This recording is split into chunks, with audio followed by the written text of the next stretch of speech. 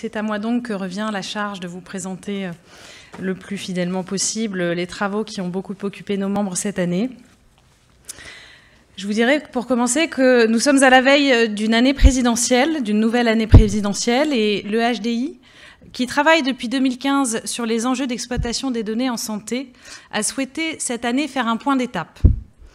Où en sommes-nous et que pouvons-nous proposer pour une exploitation ambitieuse et citoyenne des données en santé?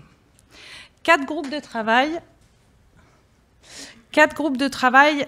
composés de représentants de la recherche publique, d'associations de patients, d'industriels du dispositif médical et d'industriels du médicament, de professionnels de l'analyse de données de sources et de nature diverses, de professionnels du conseil, se sont réunis autour de 4 thèmes. La gouvernance et la stratégie, les usages des données, les parcours réglementaires et la citoyenneté. Le SCP a apporté un concours précieux à notre réflexion et je voudrais ici encore les remercier pour leur contribution et pour leur soutien. À l'issue de ces réflexions et de ces travaux, nous avons fait au HDI 2 constats. Le premier, c'est qu'il existe une volonté politique européenne et française forte et un long chemin a été parcouru en peu de temps grâce aux forces vives du système et à la chaîne de valeur des données, comme à l'énergie remarquable déployée notamment par l'Agence du numérique en santé et par le Health Data Hub. Un second, c'est que pour autant, des freins restent puissants. La complexité du système et la multiplicité des acteurs fragmentent le pilotage des enjeux stratégiques liés à l'exploitation des données en santé. Les parcours réglementaires complexes et longs continuent de peser sur les projets d'innovation et de recherche. Et enfin, les citoyens paraissent à 1000 lieues de deviner la formidable transformation qui est à l'œuvre.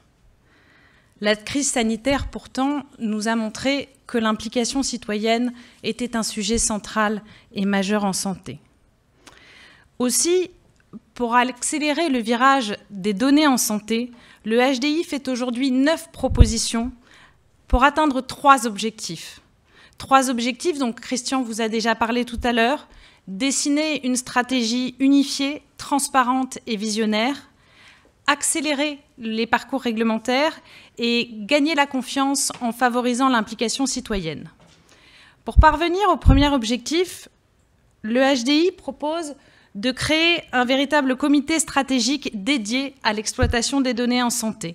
Alors, j'en entends quelques-uns déjà penser ou nous suggérer, mais ça existe déjà. Effectivement, en juillet dernier, un arrêté a donné vie à un comité prévu dans la loi depuis 2016, le comité stratégique des données de santé.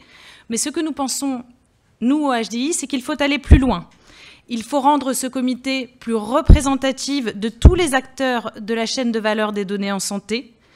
Il faut élargir ses missions puisqu'aujourd'hui, il est essentiellement consacré à la mise en œuvre et au développement du système national des données de santé. Nous pensons que ce comité doit voir ses missions élargies à tous les enjeux liés à l'exploitation des données en santé. Et puis, il faut lui donner les moyens d'une action concrète. Pour fluidifier les parcours réglementaires, sans porter atteinte au niveau élevé de protection de données qui fait de la spécificité française, le HDI propose d'élargir le champ des référentiels et méthodologies de référence qui sont émises par la CNIL pour que tous les porteurs de projets puissent se conformer à ces référentiels ou à ces méthodologies sans avoir à poursuivre un long parcours d'autorisation. Nous proposons également que les moyens de la CNIL soient adaptés aux enjeux pour que la CNIL soit en mesure d'apporter des réponses dans un temps adapté aux porteurs de projets. Il ne s'agit pas évidemment de déresponsabiliser les acteurs, mais d'assurer une sécurité juridique sur des terrains qui sont innovants, aussi innovants que complexes. Nous proposons enfin, au moins pendant un temps de transition, de mettre en œuvre des parcours accélérés ou des fast-track réglementaires. La crise sanitaire nous a montré que c'était possible.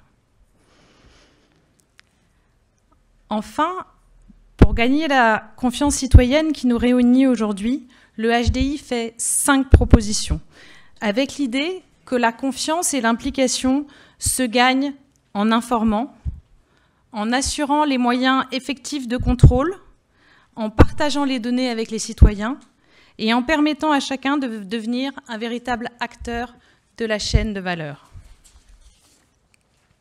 Le HDI propose ainsi de mettre en œuvre de grandes campagnes nationales de sensibilisation parce qu'il est absolument nécessaire que chacun comprenne les usages des données en santé, les bénéfices individuels et collectifs qui peuvent en être attendus. Cette sensibilisation est nécessaire parce que quand on ne connaît pas, on n'a pas confiance. Le HDI propose aussi de faire des campagnes à destination des professionnels de santé, et je crois que c'est un constat qui a beaucoup été partagé lors des précédentes interventions, et notamment lors de la table ronde. Ces campagnes sont absolument nécessaires pour 2 raisons au moins, parce que les professionnels de santé sont les premiers interlocuteurs des patients que nous sommes tous, mais aussi parce que les professionnels de santé participent pleinement à la chaîne de valeur des données en santé, aussi bien au stade de la production qu'au stade de leur exploitation. Le HDI propose aussi d'améliorer les moyens de contrôle des citoyens sur les usages secondaires de leurs données.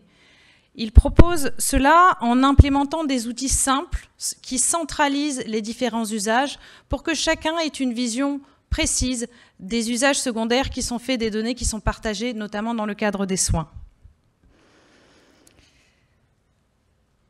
Le HDI propose enfin d'assurer pleinement la place des citoyens au cœur du système. Pour assurer pleinement la place des citoyens au cœur du système, il propose d'abord de mettre à disposition des données sur le système, de mettre à la disposition des citoyens des données sur le système, sur la qualité des soins, sur la sécurité. Il propose aussi, dans l'espace numérique de santé, qui sera notre espace à chacun à partir du 1er janvier 2022, d'avoir un espace qui nous permette d'être informés sur les projets de recherche en cours et d'y participer. D'autres pays plus avancés que la France ont placé la confiance et l'acceptabilité citoyenne au cœur de la transformation de leur système. Des progrès extraordinaires sont aujourd'hui faits en santé grâce aux données. Il est temps, et il est nécessaire et incontournable, que l'on donne les moyens de faire connaître ces progrès et de partager ces progrès avec les citoyens.